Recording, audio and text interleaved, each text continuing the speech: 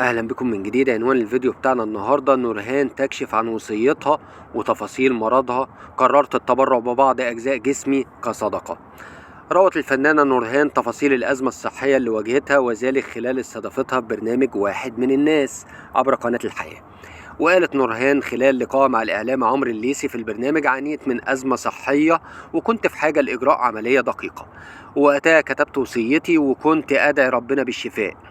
وفي هذه الفترة ذهبت لعالم مصري نصحني بإجراء العملية حتى لا تكون هناك مضاعفات في المستقبل، ولكن خفت على ابني معاذ من خطورة إجراء العملية وأن أبتعد عنه، فرفضت، وأنا الحمد لله مبسوطة في حياتي ورفضت إجراء العملية.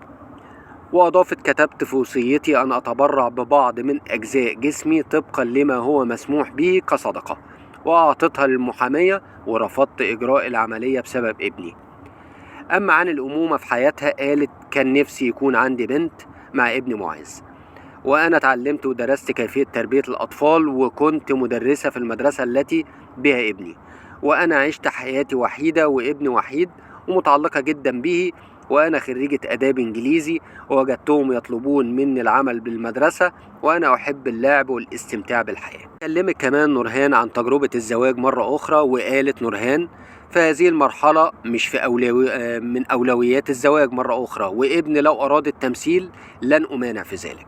وتحدثت نورهان خلال اللقاء عن أصدقائها في الوسط الفني قائلة: حنان مطاوع وهبة مجدي وسهر الصايغ ونشوى مصطفى، وعندما ابتعدت عن الفن كانوا هم الأقرب إلى قلبي. ومنظومة الفن للأسف لا تعتمد على الكفاءة فقط، ولكن هناك أمور أخرى، وكذلك الإعلام، وخاصة تجربة أن أكون مذيعة وكانت في السودان. وعن عودتها بمسلسل هبة رجل الغراب وابن حلال، قالت: كنت سعيدة ولم أشعر بغربة بعد العودة، وبعد تلك المرحلة والعودة وجدت اهتماما أقل بالدراما نفسها، وإن الفن رسالة، وأصبح الاهتمام بالشكل أكثر من المضمون، فأصبحت المسلسلات شكلها حلو جدا ولكن المضمون ليس على نفس الكفاءة. وشعرت بفرحة الناس بعودتي، وحتى الآن لا توجد أعمال لي في رمضان المقبل. كما تحدثت الفنانة نورهان عن السوشيال ميديا قائلة: